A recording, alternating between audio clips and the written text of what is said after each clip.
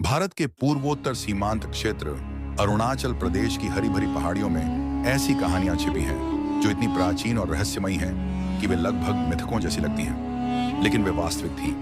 शक्ति, विश्वास और खून की कहानियां। बहुत पहले, जब आधुनिक सड़कें और बिजली इन जमीनों तक नहीं पहुंची थी, अरुणाचल की स्थानीय जनजातियां प्रकृति के साथ घनिष्ठ सामंजस्य में रहती थी, लेकिन वे इससे डरती भी थी।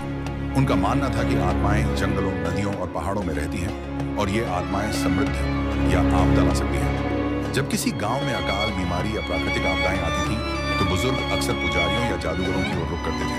उनका समाधान एक मानव बलि क्रोधित आत्माओं को प्रसन्न करने के लिए दी जाती थी।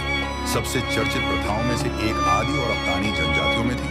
ये दुर्लभ थी, चरम स्थितियों के लिए आरक्षित थी और गहरी आध्यात्मिक थी। चुने गए व्यक्ति अक्सर युद्ध के कैदी या किसी ऐसे व्यक्ति को जिसे शापित माना जाता था के बारे में माना जाता था कि वह समुदाय के दुर्भाग्य को होता है। उनकी बलि देना क्रूरता के रूप में नहीं देखा जाता था, बल्कि मनुष्यों और आत्मा की दुनिया के बीच संतुलन बहाल करने के लिए एक आवश्यक कार्य था। ये अनुष्ठान सटीक, पवित्र थे और इन्हें हल्के में नहीं लिया जाता था।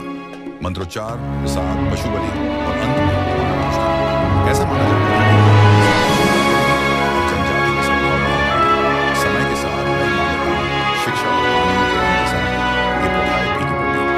आज अरुणाचल की जनजातियां दरअसल अपनी संस्कृति को संरक्षित करती हैं, बिना रखवाले, त्योहार, नृत्य और मौखिक परंपराएं उनकी प्राचीन पहचान को जीवित रखती हैं। अरुणाचल में मानव बलि की कहानी सिर्फ डर या अंधविश्वास के बारे में नहीं है।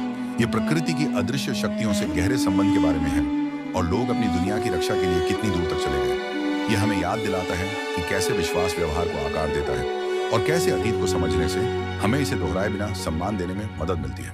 प्राचीन अनुष्ठान, शाश्वत प्रश्न। क्या आप कई लोगों को बचाने के लिए एक का बलिदान देंगे?